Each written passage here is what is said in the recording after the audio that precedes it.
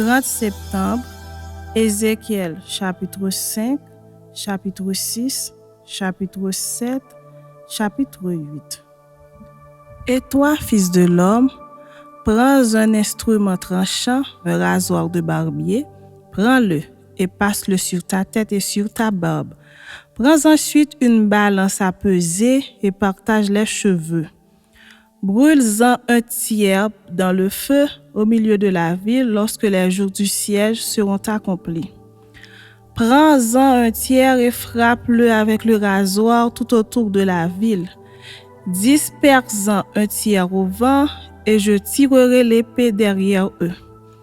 Tu en prendras une petite quantité que tu serreras dans les bords de ton vêtement. Et de cela, tu en prendras encore quelques-uns que tu jetteras au feu et que tu brûleras dans le feu. De là sortira un feu contre toute la maison d'Israël.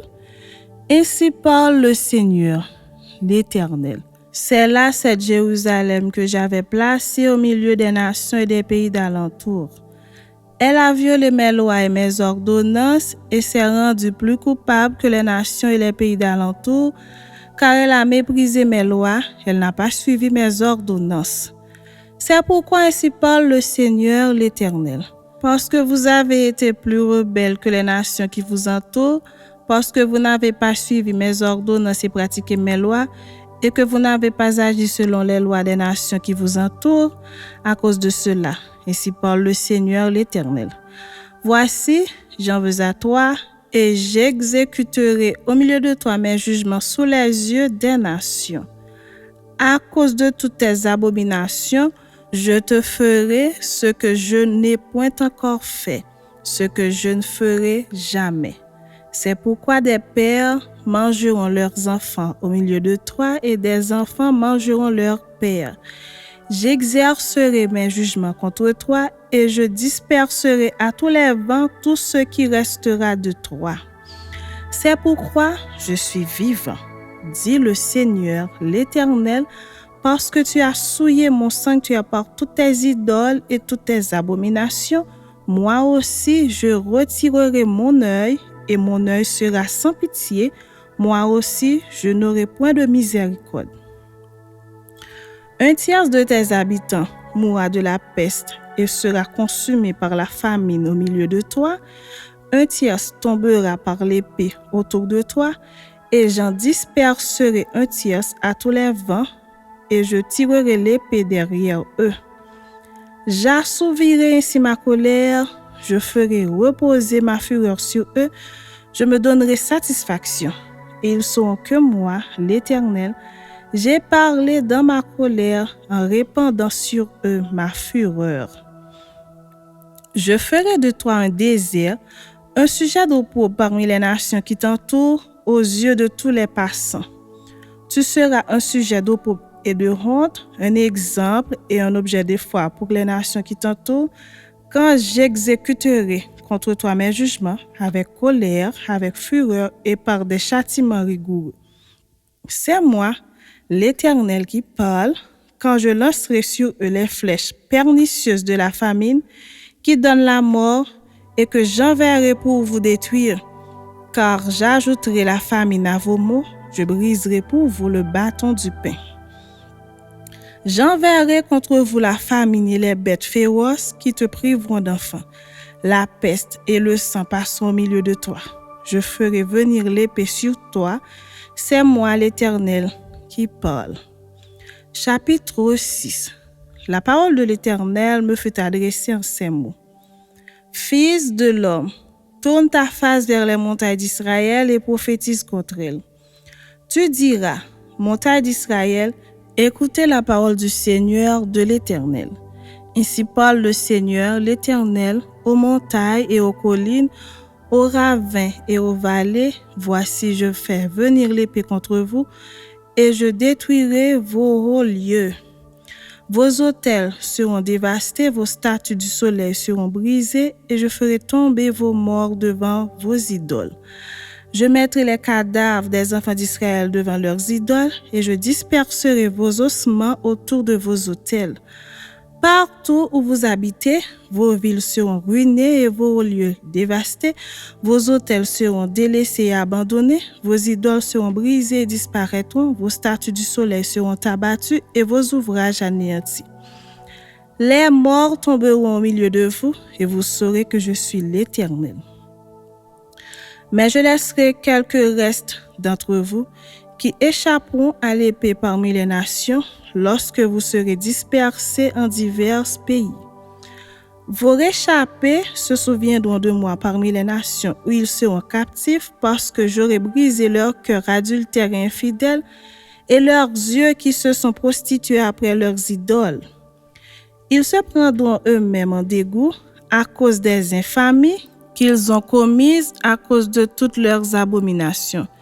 Et ils sauront que je suis l'Éternel et que ce n'est pas en vain que je les ai menacés de leur envoyer tous ces mots. Ainsi parle le Seigneur, l'Éternel, frappe de la main, frappe du pied et dit, hélas, sur toutes les méchantes abominations de la maison d'Israël, qui tombera par l'épée, par la famine et par la peste. Celui qui sera loin mourra de la peste, celui qui sera près tombera par l'épée, celui qui restera et sera assiégé périra par la famine. J'assouvirai ainsi ma fureur sur eux, et vous saurez que je suis l'Éternel, quand leurs morts seront au milieu de leurs idoles, autour de leurs autels, sur toute colline élevée, sur tous les sommets des montagnes, sous tout arbre vert, sous toute chêne touffu, là où ils offraient des parfums d'une agréable odeur à toutes leurs idoles. J'entendrai ma main contre eux, et je rendrai le pays plus solitaire et plus désolé que les déserts de Dibla, partout où ils habitent, et ils sauront que je suis l'Éternel. Chapitre 7. La parole de l'Éternel me fut adressée en ces mots.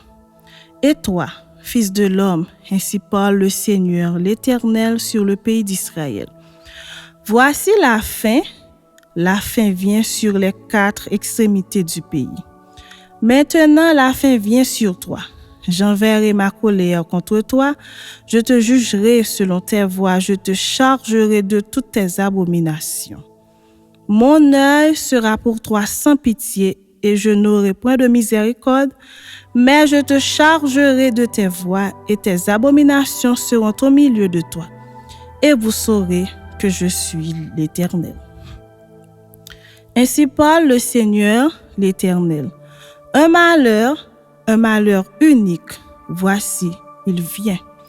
La fin vient, elle se réveille contre toi. Voici, elle vient. Ton tour arrive, habitant du pays. Le temps vient, le jour approche, jour de trouble et plus de cris de joie dans les montagnes.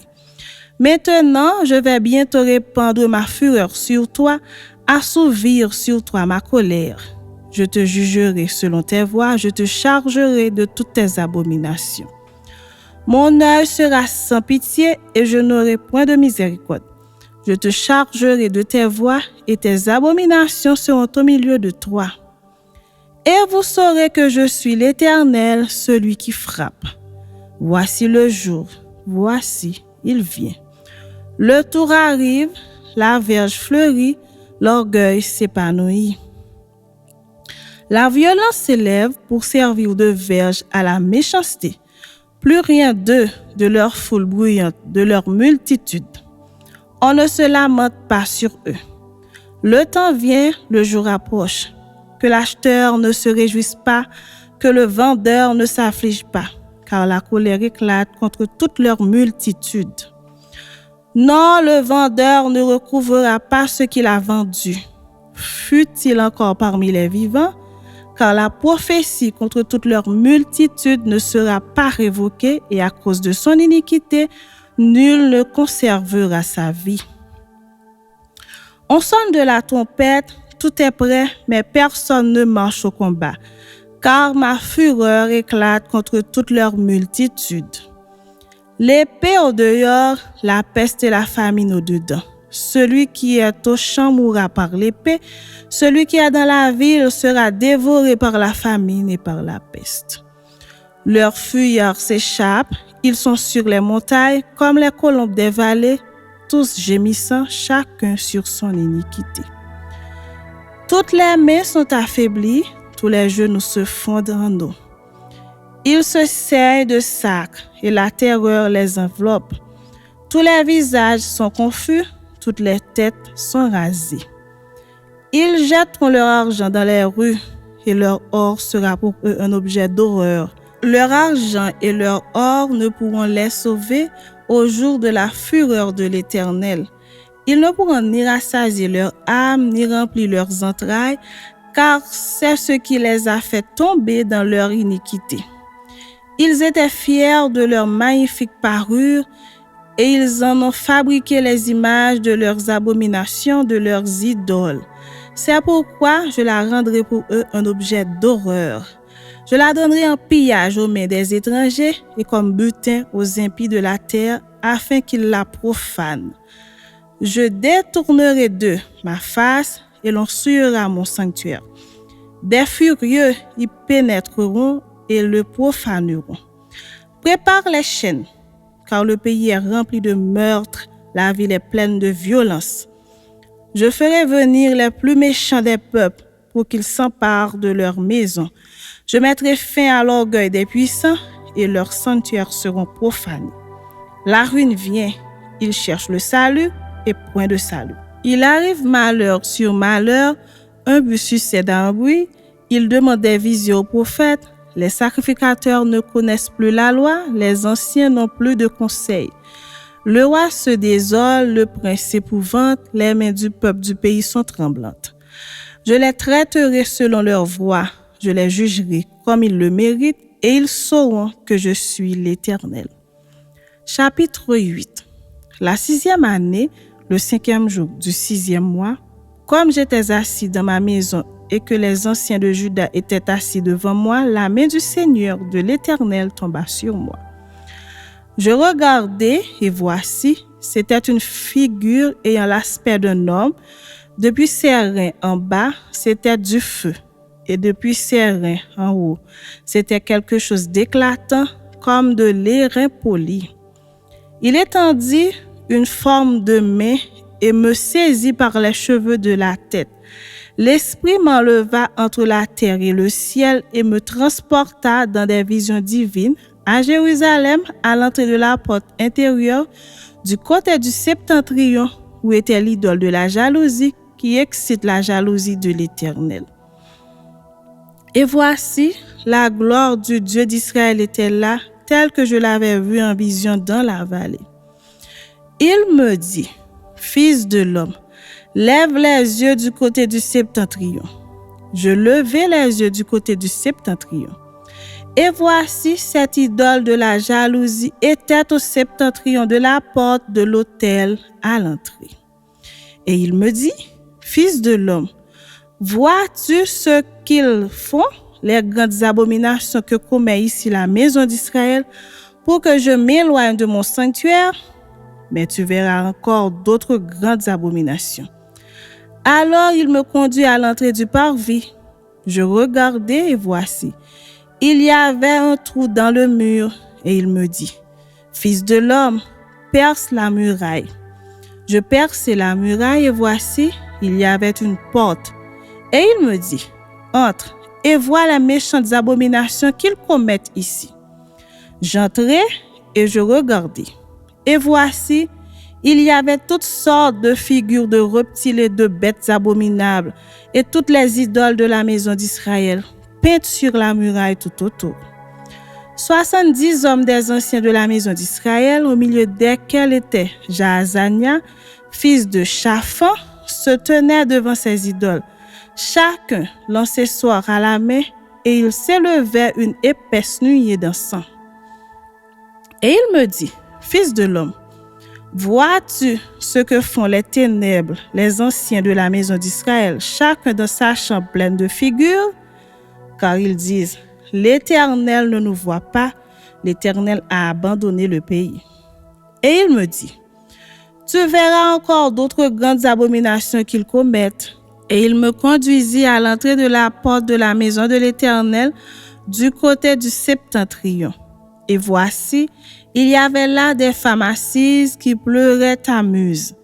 Et il me dit, vois-tu, fils de l'homme, tu verras encore d'autres abominations plus grandes que celles-là. Et il me conduit dans le parvis intérieur de la maison de l'Éternel. Et voici, à l'entrée du temple de l'Éternel, entre le portique et l'autel, il y avait environ 25 hommes tournant le dos au temple de l'Éternel et le visage vers l'Orient. Et ils se prosternaient à l'Orient devant le soleil. Et il me dit, vois-tu, fils de l'homme, est-ce trop peu pour la maison de Juda de commettre les abominations qu'ils commettent ici? Faut-il encore qu'ils remplissent le pays de violence et qu'ils ne cessent de m'irriter? Voici, ils approchent le rameau de leur nez. Moi aussi, j'agirai avec fureur, mon œil sera sans pitié et je n'aurai point de miséricorde.